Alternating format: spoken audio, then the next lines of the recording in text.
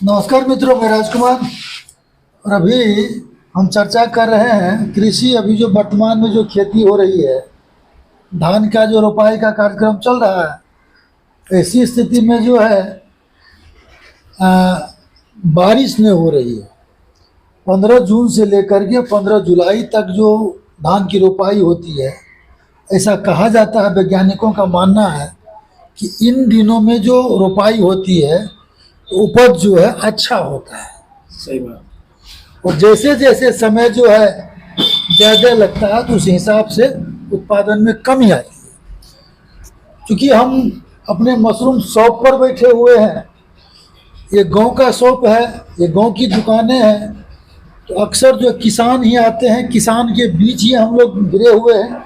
क्योंकि हम भी एक किसान हैं, तो जब वक्त मिलता है तो किसान की समस्या को लेकर के हम इस पर चर्चा करने का काम कर रहे हैं। और आज हमारे बीच लक्ष्मीपुर चंडी स्थान से, जी सर। क्या नाम हुआ? प्रभास कुमार। प्रभास कुमार जी। और आप? पवन कुमार। पवन कुमार। ये दोनों जो है युवा किसान। हम इससे कुछ जानने का प्रयास करेंगे और जो कुछ भी हमारे पास जानकारी होगा मैं इन तक इनको देने का प्रयास करता हूँ। तो हम लोग जो खेत को जोतते हैं, जोतने के पीछे जो कारण है उसको समझ लेते हैं। धान की जो रोपाई करते हैं तो धान का जड़ कितना नीचे जाता है जमीन में,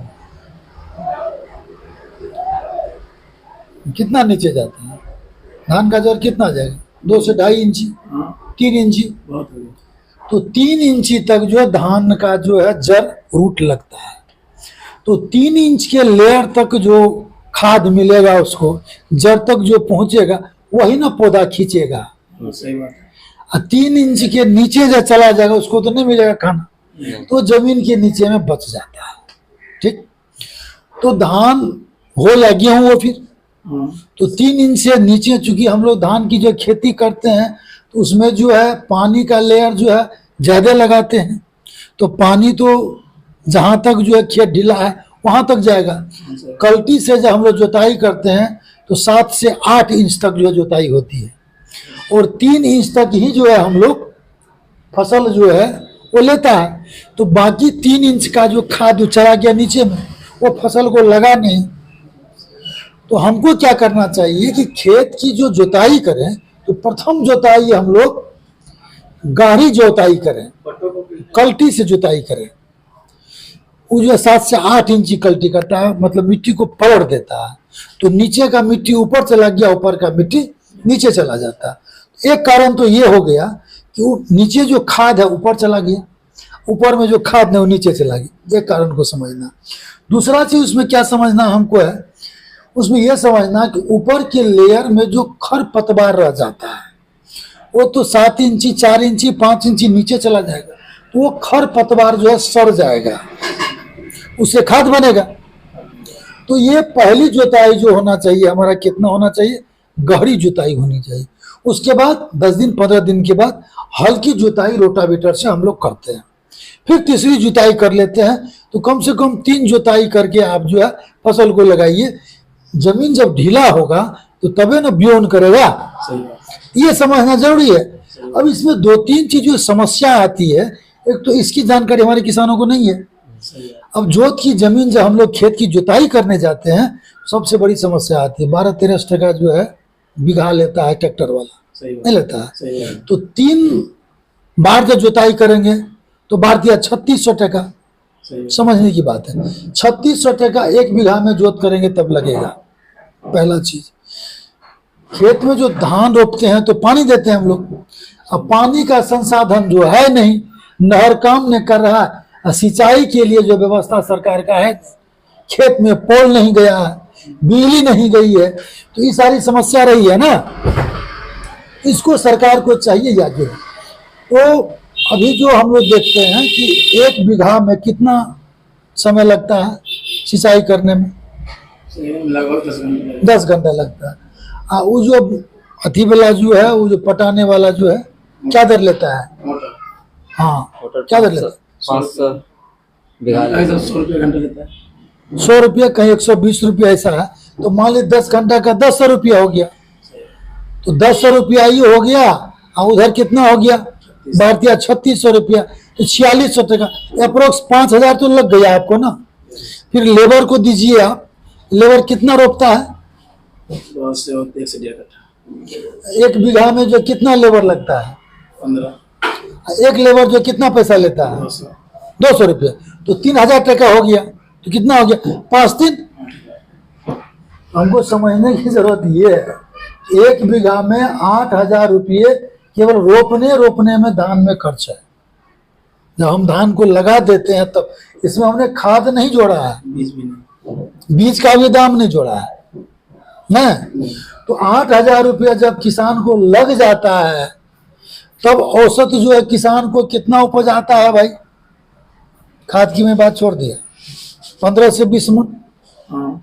अगर 20 मन आता है बंधु तो 8 कुंटल हो गया, जबकि हम खाद का दाम नहीं जोड़े हैं। मैं बार बार बता रहा हूँ, खाद का दाम नहीं जोड़े हैं और बीज का दाम नहीं जोड़े हैं। चलिए, तो 8 कुंटल का दाम होता है जब धान की तैयारी होती है। उस समय धान का रेट क्या होता है? 1200 रुपये।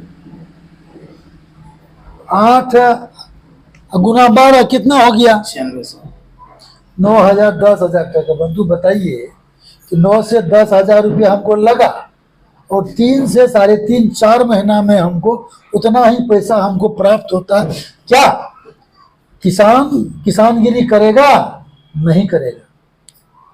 हमारे युवा किसान जिसके पास खेत भी है वो खेती नहीं करेगा, निश्चित ही नहीं करेगा। सही बात। यही कारण है कि जिसके पास में जमीन है और वह कोई वैकल्पिक काम कर सकता है तो वह काम करना पसंद करता है, कृषि करना पसंद नहीं करता। सही बात। सरकार की नीति जो है, सरकार अभी सब्सिडी दे रही है डीजल पर, तो जिनमें किसान को सब्सिडी डीजल पर नहीं उपलब्ध हो रहा है। उसका कारण यह है कि आपके दादा के नाम से जमीन है तो आपके नाम से रसीदें नहीं करता, आपको तो मिलेगा नहीं। और खेती करनी है आपको तो किसको मिलेगा वो सब्सिडी का पैसा? बिचौलिया और दलाल को ना, जो खेती नहीं करता। मान लीजिए कि हम जो है खेतिहर हैं, हमारे पास जो है जमीन, हम जमींदार हैं, अब हमारा खेत बटाई करते हैं तो हमको रसीद है तो सब्सिडी का पैसा हमको मिलेगा ना। मिलना किसको चाहिए? धान को। धाने को नहीं मिल रहा है, धान का फसल खत्म हो गया तो खत्म होगी। तो ये विसंगति है।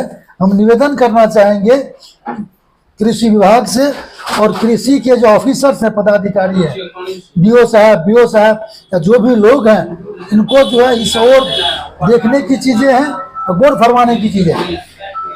अगर डीजल का अनुदान मिलना हो उसको तो डीजल जो है खेत पर मिलना चाहिए, जहां खेत का सर्वे हो और खेत में जो धान लगाया है, अगर डीजल का सब्सिडी देना है उसको चिन्हित करके आपका किसान सलाहकार है, आपका जो एटीएम है, बीटीएम है, समन्वयक है, आप स्वयं हैं, इतने सारे लोग हैं, उसके बाद भी स्वयंसेवी संगठन है, उनको लीजिए और उसको चिन्हित करके मिलना चाहिए।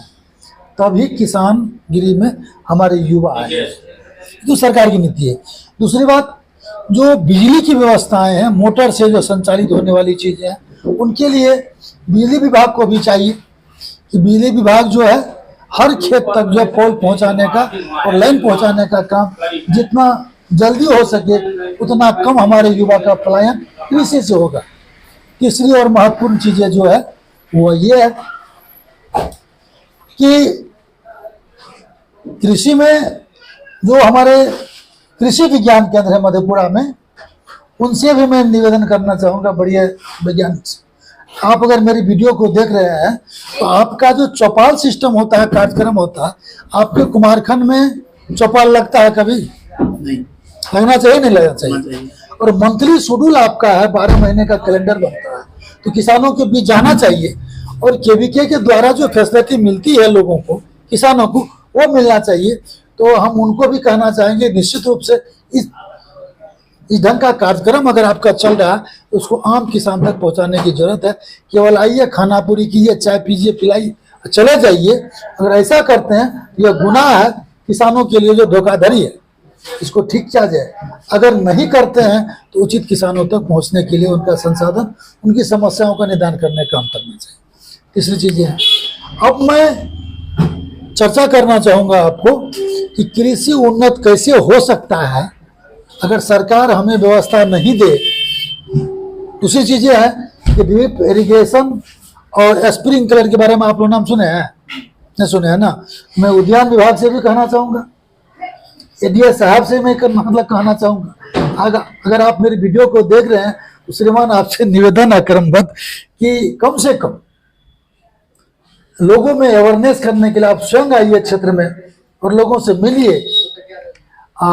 लोगों को ड्रिप इरिगेशन के लिए एक बेहतर जो है कम्युनिकेशन देने का काम करें और अधिक से अधिक किसानों को अगर ये लग जाता है तो सिंचाई की समस्या से निदान हो जाएगा और हमारे युवा जो है खेती में आएंगे, खेती से पलायन नहीं करेंगे। चलिए इसी के साथ मैं राजकुमार और ये दोनों हमारे युवा किसान हैं और मैं इनसे फिर कहूँगा कि निश्चित रूप से किसान में नई खोज की ज़रूरत है, नई तकनीक की ज़रूरत है।